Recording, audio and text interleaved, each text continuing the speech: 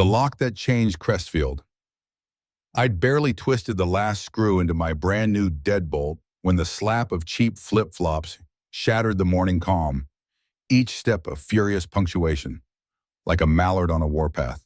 And there she was, Linda Beckley, self-crowned monarch of the Crestfield HOA, marching up the walk, bylaw booklet rolled tight in her fist, waving it overhead as if she were about to deliver a verdict on national television. "You can't just change a lock. That's a violation, Section 42B, she barked, voice sharp enough to cut glass. But mid-screech, she stalled, mouth frozen in a half-formed snarl. 10 feet behind me, on my back deck, Sheriff Clay Winslow lounged in the sun, sunglasses on, coffee and newspaper balanced on his knee. His grin said it all. He wouldn't have missed this for the world. Linda blinked, caught between outrage and something softer, but the moment was lost. Clay gave me a slow, approving nod. "Nice lock, Ben. Looks solid." Funny thing, my morning wasn't supposed to spiral like this. I'd finally gotten around to replacing the old lock after it jammed during that brutal cold snap last month.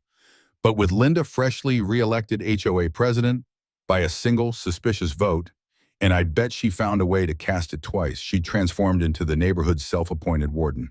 Her favorite phrase? Assets under community stewardship. Translation, I get to boss you around because I'm bored and need the drama. She'd already let herself into my backyard twice, calling them surprise inspections. Once I found a pamphlet wedged into my kitchen window screen. No way she did that without a key. That's when it hit me. She still had one of those old HOA duplicates. Claimed it was for emergencies, but let's be honest, that's just trespassing. So I bought a heavy-duty deadbolt, antique pick pins, the works, and had it up in under 20 minutes. Of course, those 20 minutes overlapped with Linda's weekly community patrol, which mostly meant glaring at flower beds and snapping photos of garbage cans left out a minute too long. She came in hot, demanding I submit a lock change modification form.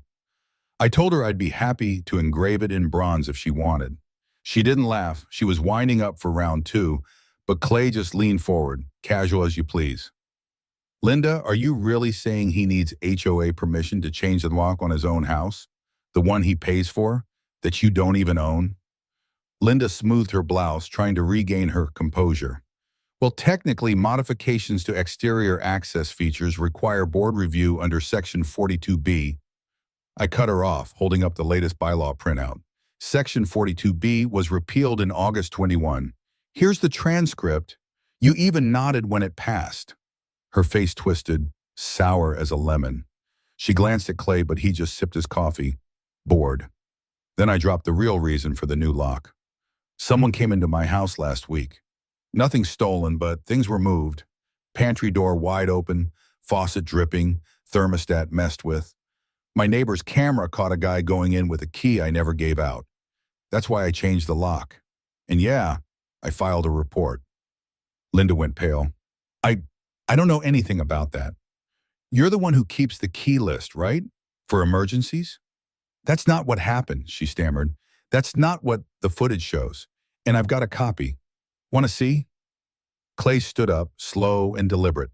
If someone used an HOA key to get into his house, that's potentially criminal. You sure you want to stick with your story? Linda spun on her heel and stormed off, looking like a cartoon villain whose scheme just blew up. I figured maybe that'd be the end of it.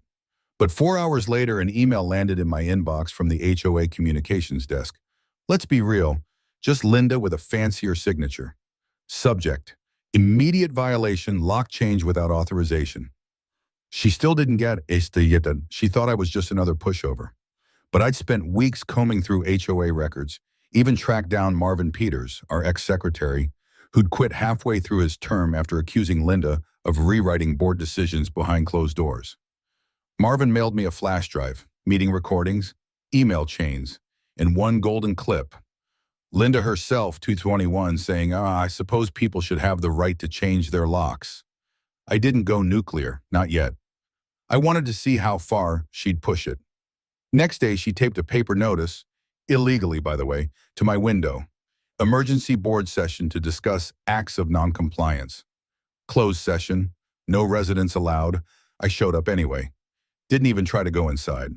Just leaned on the bike rack, watching through the gas as Linda paced like a general awaiting orders. She sent out poor Alton, the guy who lives for folding chairs and coffee cake. Ben, this meeting's closed. Not interrupting, I said, just making sure transparency doesn't get tossed out the window. Oh, and let Linda know I've got the repeal footage. Don't let her walk in blind. That night, Clay texted me. Apparently, Linda forgot to close a window. He heard everything. Got enough for a formal investigation? Hope you don't mind. I hit record. Things escalated fast. Neighbors started coming forward with stories. Linda scolding kids for sidewalk chalk, digging up flower beds because the colors didn't match her seasonal aesthetic, fining a guy for putting out a red umbrella. So we held a little neighborhood gathering. Folding chairs, a laptop. I played the lock video, showed everyone footage of Todd, Linda's nephew, trying my shed door at 2 a.m. By the end of the night, over a third of the neighborhood had signed a recall petition. Friday night, the community center was standing room only. Linda stood at the podium, stiff as a statue, pretending nothing was wrong. I raised my hand. This isn't a comment, it's a motion. According to the bylaws, I have a signed petition from more than a third of home owners for an emergency recall vote. Linda tried to shout me down, called it mob rule, a witch hunt. But then Clay stood at the back, holding a file. I've submitted all this to the county. Unauthorized entry, falsified documents.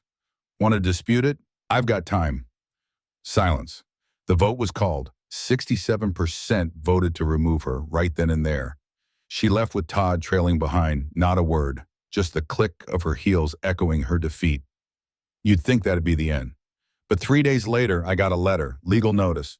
She was suing me for harassment and emotional distress. Claimed I'd caused her severe psychological trauma.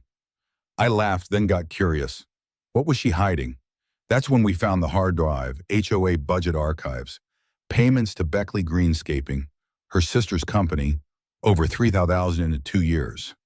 Another pile to a compliance audit firm run by Todd. Clay sent everything to the Financial Crimes Division. Meanwhile, Linda's lawsuit got tossed before it even hit a hearing. Her lawyer withdrew 2 days later. The neighborhood felt lighter, like the clouds had finally parted. HOA dues dropped. The clubhouse became a lending library. We even renamed the newsletter from the Compliance Chronicle to the Crestfield Ledger. One morning I spotted Linda by her car, staring at the for sale sign in front of her old house. She didn't say a word, just shot one last look at my porch, got in, and drove away. That was it. The Linda Beckley era over. Next morning I found an envelope in my mailbox. No name, just a photo from last summer's BBQ. Linda laughing with neighbors she'd later try to bulldoze. On the back, someone had written, "Don't let it happen again." I pinned it next to the very first violation she ever wrote me. A reminder of how quickly things can turn when no one stands up. Sometimes all it takes is one lock to change everything. So I have to ask, are HOAs really about community or just control? And what would you do if someone used a key to walk into your home uninvited? Let me know, how far would you go to take your neighborhood back?